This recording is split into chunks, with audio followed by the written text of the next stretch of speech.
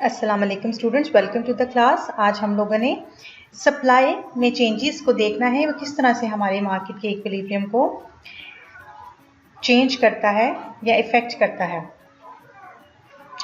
Last time जो हमने देखा था, हमने डिमांड में चेंजेस को देखा था और देखा था कि किस तरह से वो हमारे जो सप्लाई है उस पर इफ़ेक्ट करता है या हमारी इक्विलिब्रियम को किस तरह से वो चेंज करता है या मुख्तलिफ मकामात पर शिफ्ट करता है। आज क्योंकि हमने चेंजेस इन सप्लाई को देखना है, आज हम अपने ग्राफ पर देखेंगे कि किस तरह से अगर हमारी महज सप्लाई चेंज हो तो ग्राफ में चेंजेस वाक़या होते हैं। इसमें दो तरह की सिचुएशन होगी स्टूडेंट्स। पहली ये होगी कि शय की रसद को बढ़ाया जाएगा लेकिन डिमांड हमारी साकिन रहेगी या सेम रहेगी। जैसे कि हमने डिमांड के फर्स्ट सिनेरियो में देखा था, उसमें हमने डिमांड को बढ़ाया था लेकिन हमारी सप्लाई जो थी वो कांस्टेंट थी। दूसरी सिचुएशन में हम देखेंगे कि शय की सप्लाई कम हो जाएगी लेकिन हमारी जो डिमांड है वो कांस्टेंट रहेगी। फर्स्ट सिनेरियो में यहाँ पर देखिएगा, एक्स एक्सिस पर हम लोगों ने एज यूजुअल क्वांटिटी, सप्लाई और डिमांड को लिया है, वाई एक्सिस पर हमने प्राइसेस को लिया है और जो इनका इनिशियल इक्विलिब्रियम है वो ई पर लाई करता है। डिमांड एज यूजुअल नेगेटिवली स्लॉप्ड है, सप्लाई हमारे पॉजिटिवली स्लॉप्ड है और इनका जो इंटरसेक्शन है वो हमारे मार्केट का इक्विलिब्रियम है। पहली सिचुएशन में जब हमने ये देखा कि हमारी सप्लाई बढ़ जाती है तो डेफिनेटली क्वांटिटी का इंक्रीमेंट हमने शो करना है, तो Q से Q1 पर आने के लिए आपको S से S1 की तरफ राइटवर्ड शिफ्ट लेना पड़ता है। यहाँ पर आपने स्टूडेंट्स हमेशा ये याद रखना है, जब भी शिफ्ट्स आते हैं, जो हमने पिछले लेक्चर्स में भी देखा था, वो प्राइस के अलावा अदर फैक्टर्स की वजह से हैं। तो यहाँ पर हमारे जितने भी रिमेनिंग अदर फैक्टर्स जो हमने प्रीवियस लेक्चर्स में पढ़े थे उनकी वजह से सप्लाई में इंक्रीमेंट शो हुआ है जो कि E to E1 है। क्वांटिटी यहाँ से Q से Q1 की तरफ आ गई है। Increase in the quantity has been observed. At the same time जैसे ही हमारी क्वांटिटी इंक्रीज करती है तो prices are urge towards reduction, यानी अब हमारी जो प्राइसेस हैं वो रिड्यूस हो गई हैं, P से P1 की तरफ आ गई हैं। अब नया इंटरसेक्शन पॉइंट जो है वो हमारा E1 पर है, इसलिए हमारी जो एक्चुअल करंट सप्लाई होगी वो P1 और Q1 होगी।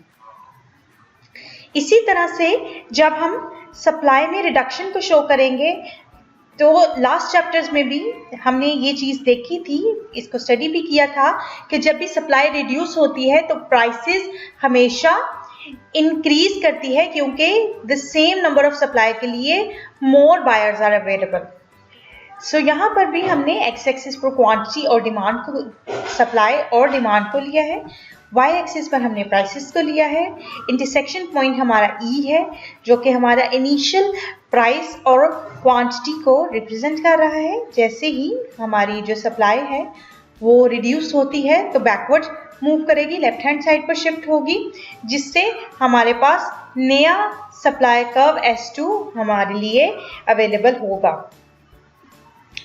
जैसे ही हमारे पास नया कर्व डिराइव होता है तो नया इंटरसेक्शन पॉइंट E2 हमें मिलता है जिसकी प्राइस P2 है और क्वांटिटी भी रिड्यूस है Q2 पर। जैसे ही यहाँ पर बैकवर्ड मूव होती हुई क्वांटिटी हमें नजर आती है, प्राइसेस हमें फोर्सफुली इंक्रीज होती हुई नजर आती हैं जो कि P2 पर आ जाती हैं। अब हमने तीसरी सिचुएशन को देखना है कि जब हमारी सप्लाई और डिमांड दोनों में एक साथ चेंजेस हों, जब हमारी डिमांड और सप्लाई एक साथ इंक्रीज हो या दोनों एक साथ डिक्रीज हों तो हमारे कर्व पर किस तरह के चेंजेस वाक़या होंगे। पहली सिचुएशन को हम इस ग्राफ में देखते हैं जहां पर हमारा फर्स्ट इनिशियल इक्विलिब्रियम जो है वो P पर है और Q पर है। अब क्योंकि हमने ये बात जाहिर की है कि डिमांड और सप्लाई में एक साथ तब्दीली आई है, एक साथ इंक्रीमेंट आया है, तो पहले हम डिमांड को इंक्रीज करेंगे जो कि राइट हैंड साइड की तरफ होगा, ऊपर की तरफ मूव हो जाएगा, अपवर्ड मूवमेंट हमें शो करेगा। और जैसे ही हमने सप्लाई में इंक्रीमेंट शो करना है तो ये डाउनवर्ड मूव कर जाएगी, लेकिन टुवर्ड्स राइट हैंड। जब हमारे दोनों कर्व्स एक साथ मूव करते हैं तो हमारा नया इक्विलिब्रियम जो है वो E1 पर है, जिस पर हमारी प्राइसेस अनचेंज्ड रहती है और हमें क्वांटिटी भी अब ज़्यादा अवेलेबल होती है। इसमें कंज्यूमर बेटर ऑफ करता है, यानी कंज्यूमर का फायदा है, उसे सेम प्राइसेस पर अब ज़्यादा क्वांटिटी मैसर है। दूसरी सिचुएशन में हम देखते हैं कि क्या कंज्यूमर बेटर ऑफ है या वर्स ऑफ है, या उसको नुकसान भुगतना पड़ता है। सेम सिचुएशन में हमारा जो इनिशियल इक्विलिब्रियम है, सेम कंडीशंस को फॉलो करते हुए हमने ग्राफ को ड्रॉ किया और इनिशियल इक्विलिब्रियम जो है हमारा E पर डिराइव हो गया। जैसे ही हमारी डिमांड में रिडक्शन हुई, D से D2 की तरफ बैकवर्ड कर्व हमारा मूव कर गया, जिससे हमारी क्वांटिटी में अब रिडक्शन है, क्योंकि अब हम डिमांड कम कर रहे हैं, हम चीज़ों को इस्तेमाल भी कम करेंगे। अब we don't have any concern कि सप्लाई अब कितनी मार्केट में अवेलेबल है। जैसे ही आपका जो सप्लाई कर्व है वो रिडक्शन शो करेगा, वो अपवर्ड मूव करेगा, साथ ही हमारे पास एक नया इक्विलिब्रियम E2 इनके नए इंटरसेक्शन पॉइंट पर डिराइव हो जाता है। इस सिचुएशन में स्टूडेंट्स हमें लेस क्वांटिटी मिल रही है सेम प्राइस पर। दिस इंडिकेट्स कि जो कंज्यूमर हैं उनको सेम प्राइस पर अब कम फायदा हो रहा है। तीसरी और चौथी सिचुएशन अंडरस्टूड है कि जब तलब में कमी होगी या सप्लाई में इजाफा होगा तो प्राइस पर डेफिनेटली इफेक्ट करेगी ये। इस सिचुएशन में हम देखते हैं कि हमें किस तरह का ग्राफ जो है वो ऑब्टेन होता है।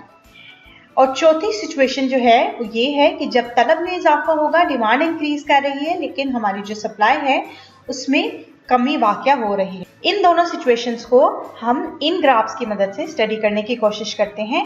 यहाँ पर सेम तरीके से हमने फर्स्ट इक्विलिब्रियम को डिराइव किया, जो कि क्वांटिटी डिमांड और क्वांटिटी सप्लाई के इंटरसेक्शन पर है।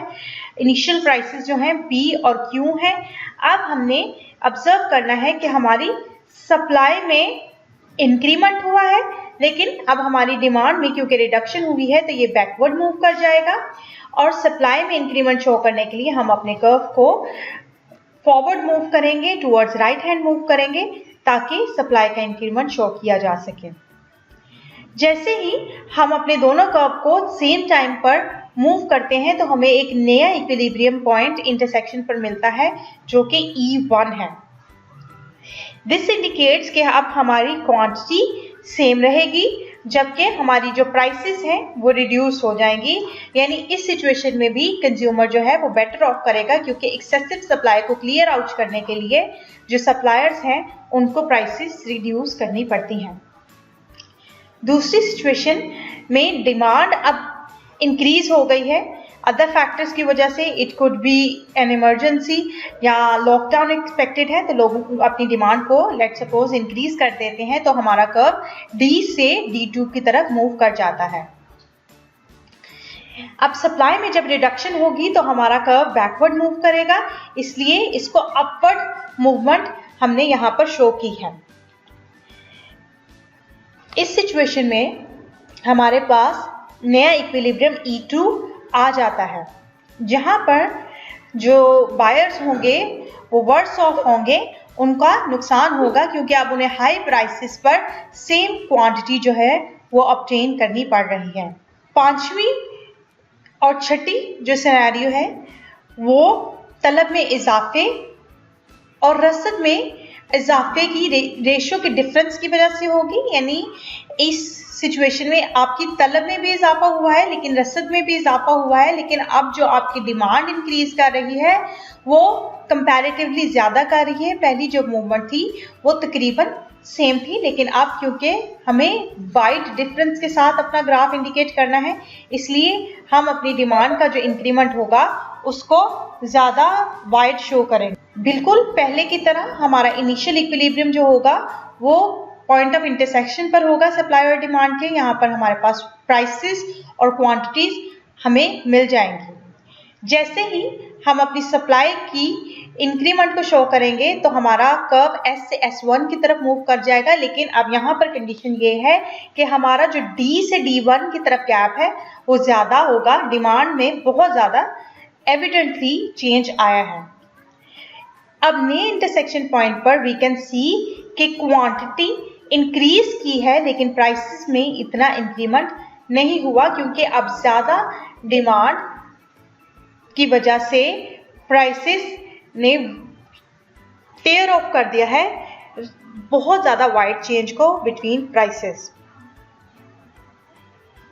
दूसरी सिचुएशन में अब हमारी सप्लाई रिड्यूस हुई है, लेकिन डिमांड उससे भी ज़्यादा रिड्यूस हो गई है। दिस इंडिकेट्स कि अब हमारे सप्लायर्स के पास सरप्लस सप्लाई अवेलेबल है, जिसको क्लियर आउट करने के लिए उसको प्राइसेस को घटाना पड़ेगा।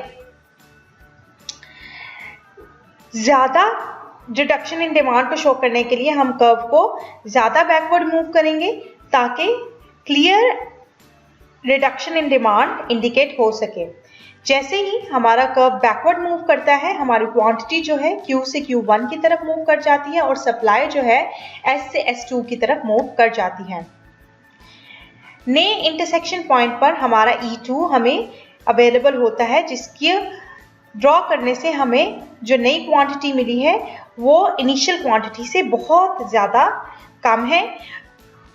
अब जब हमने अपनी इनिशियल प्राइसेस से न्यू प्राइसेस की तरफ मूव किया तो ये जो रिडक्शन है प्राइसेस में बहुत ज़्यादा वाइड डिफरेंस के साथ नहीं है, बहुत ही नॉमिनल किस्म की प्राइसेस इस सिचुएशन में रिड्यूस होती हैं। सातवीं और आठवीं जो सिचुएशन है स्टूडेंट्स, वो सप्लाई में अब क्लियर डिफरेंस होगा, जबकि डिमांड में बहुत कम चेंज होगा। इस सिचुएशन में अब हम अपने डिमांड कर्व को इंक्रीज करेंगे, लेकिन बहुत कम इसमें चेंज वाक़या हो रहा है, जबकि सप्लाई में बहुत वाइड गैप के साथ अगर चेंज वाक़या हो रहा है तो यहाँ पर हमारी प्राइसेस में कमी होगी और क्वांटिटीज़ में भी इजाफा होगा, लेकिन क्वांटिटी का जो इजाफा होगा प्राइस में कमी की निस्बत ज़्यादा क्लियरली शो होगा आपके ग्राफ में। आठवीं जो सिचुएशन है वो सप्लाई में क्लियर रिडक्शन हुई है, जबकि डिमांड में बहुत कम रिडक्शन हुई है, जिससे हमारी जो क्वांटिटी होगी उसमें क्लियरली हमें कमी होती हुई नज़र आएगी पॉइंट ऑफ इक्विलिब्रियम पर, जो कि E2 है। और प्राइसेस में इजाफा तो होगा क्योंकि सप्लाई रिड्यूस हुई है, लेकिन ये इजाफा सप्लायर को बहुत ज़्यादा फ़ायदा नहीं पहुंचा सकेगा क्योंकि बहुत ही कम इसमें तब्दीली वाक़या हुई है। आज हम अपने लेक्चर को यहीं पर वाइंड अप करते हैं। आई होप स्टूडेंट्स आपको आज का लेक्चर अच्छा लगा होगा और आपको समझ भी आई होगी। अगर आपके किसी भी किस्म के कोई सवालात हैं या आपको लेक्चर में कोई कन्फ्यूजन है तो कमेंट बॉक्स में अपने क्वेश्चन ज़रूर लिखिएगा ताकि मैं उनको आंसर कर सकूं। साथ ही साथ आप डिस्क्रिप्शन को भी ज़रूर देखिएगा क्योंकि उसमें बहुत सारे यूज़फुल लेक्चर्स के लिंक मैंने शेयर किए हुए हैं ताकि आप उन लेक्चर्स को भी विज़िट करें और मज़ीद सीख सकें। अल्लाह हाफ़िज़।